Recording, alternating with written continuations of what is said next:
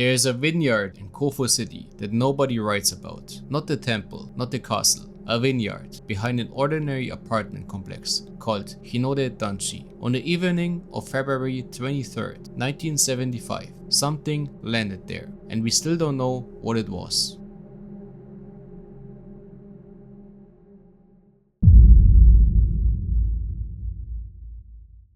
Sunday, 6:30 p.m. Two 7-year-old cousins, Masato Kawano and Katsuhiro Yamahata, are roller skating near the housing estate. Second graders, doing what children do. They look up and see two orange lights moving toward them from the east. Erratic, not aircraft, not anything they recognize. One of the objects breaks off and disappears toward Mount Adako. The other one descends into the vineyard behind their building. They remove their skates, they follow it. What they find? A domed craft, silver gray, roughly 15 feet wide, 7 feet tall, 3 landing struts underneath, a black cylindrical protrusion at the base, no seams, no exhaust, no markings, except one boy later reports something on the hull that looks like writing. It is making a sound. Both boys describe it in the same way, independently without prompting, like a Geiger counter. A hatch opens, a figure steps out.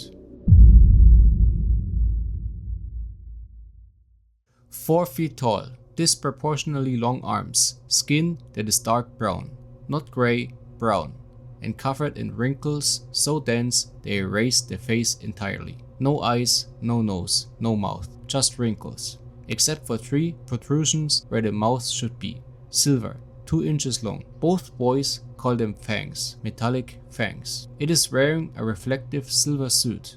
It is carrying something long over its left shoulder, something like a rifle. Through a transparent section of the craft, a second, smaller figure seated, watching. The entity outside ignores the boys. It moves around the craft's perimeter, methodical, like an inspection, and then it stops. It turns. It walks towards Katsuhiro Yamahata. It places one claw hand on its shoulder, pats him twice, makes a sound from somewhere in the featureless face that both boys describe as like a tape recorder running backwards. Yamahata collapses. He cannot move. Kawano picks him up and runs. The entity returns to the craft. The craft launches without a burst of light, forces both boys to look away. They run home. They are hysterical. Their mothers, skeptical, are brought back to the edge of the vineyard. They stop. They can see an orange light pulsating in the vines. They watch it for 5 minutes, then it goes up and disappears. The mothers corroborate the light. They never got close enough to see anything else. The next day, the boys draw pictures at school. Their principal organizes an investigation on the vineyard. This is where the story stops being a child's nightmare. 3 concrete structural pillars at the site have been pushed over.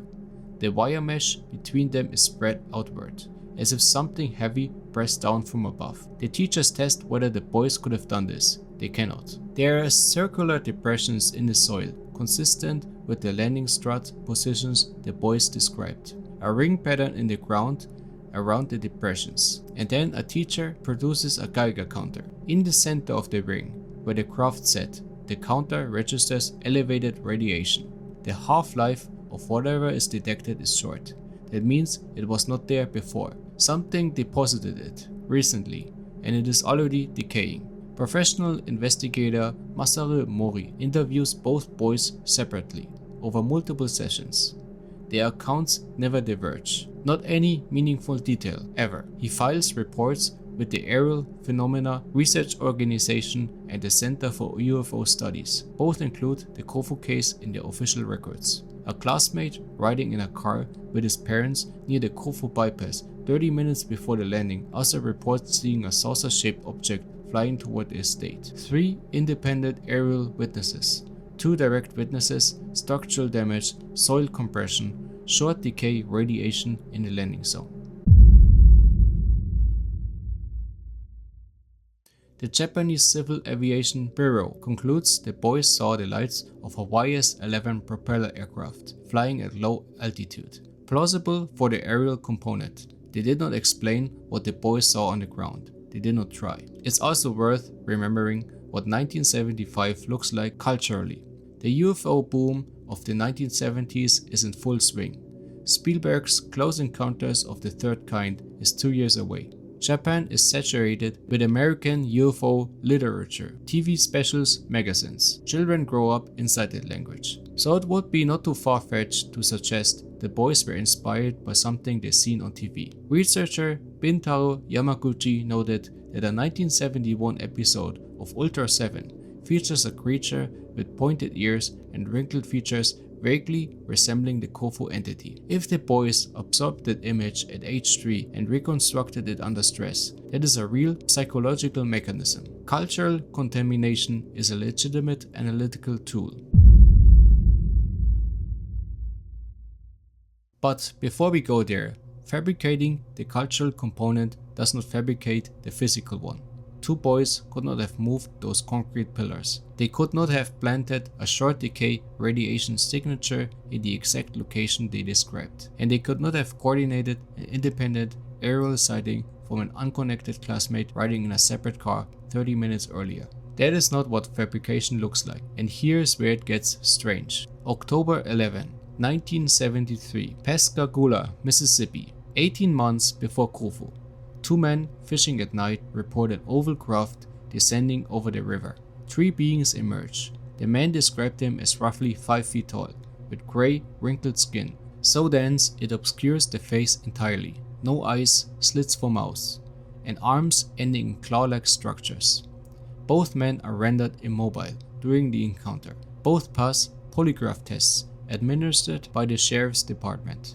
Calvin Parker and Charles Higgins are in Mississippi. Katsuhiro Yamahata and Masato Kawano are in Japan. No shared culture, no shared language, no shared UFO mythology. They have no access to each other's accounts. They describe the same entity. The wrinkled skin, the suppressed facial features, the imposed paralysis through physical contact, the mechanical non-vocal sound, the indifference to the witnesses, until sudden, deliberate physical contact. This is not a coincidence in the way that word is usually used. Two independent witnesses on opposite sides of the planet, 18 months apart, describing the same anatomical profile with the same behavioral signature.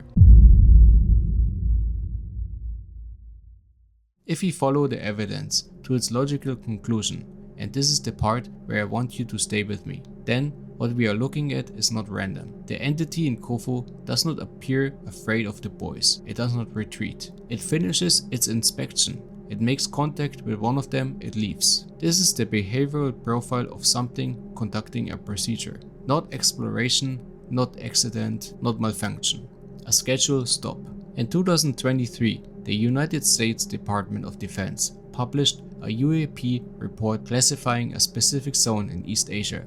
From western Japan to the Chinese coast is a documented hotspot for unidentified aerial phenomena. The Japanese government responded by forming an 80-member parliamentary group, including former defense ministers, to investigate. Former Defense Minister Yasukazu Hamada said, "It is extremely irresponsible to keep turning a blind eye to the unidentified." Japan in 2018 officially stated that UFOs have never been confirmed to exist. Japan in 2024 formally declared its airspace an active zone of anomalous activity. Kofu City is inside that hotspot. The Kofu incident is one of what Japanese UAP historians call the Big Three, the three most documented close encounters events in Japanese post-war history. All three occur within a 4-year window in the early 1970s. All three are in the region now designated by the US Department of Defense as one of the most active UAP zones on Earth. Personally, I don't buy it. The UFO craze in the 1970s wasn't just an American thing. Japan had it just as bad. Alien TV shows, magazines, the whole thing. These kids were growing up watching that stuff constantly. And the case in Mississippi that everyone points to as proof, sure, the wrinkled skin is kinda similar, but the height is different, the body is different, it's not the same creature. Two stories that look a bit alike is not the same as two stories that match. My honest take, two 7-year-old boys see a plane flying low at dusk, get scared, and their brain fills the rest from a show they saw on TV. In a previous episode, I talked about how much the media shapes the way people see and remember things. And I think this is the same thing happening here. Their fear was real. What they thought they saw probably wasn't. And the funny thing is that 50 years later, this story is still being used to sell the town, which honestly tells you more about how good the story is rather than what actually happened in that vineyard. Anyway, subscribe and help me get to 1,000 subscribers. Leave a comment with what you think and like the video if you made it this far. See you in the next video. Bye.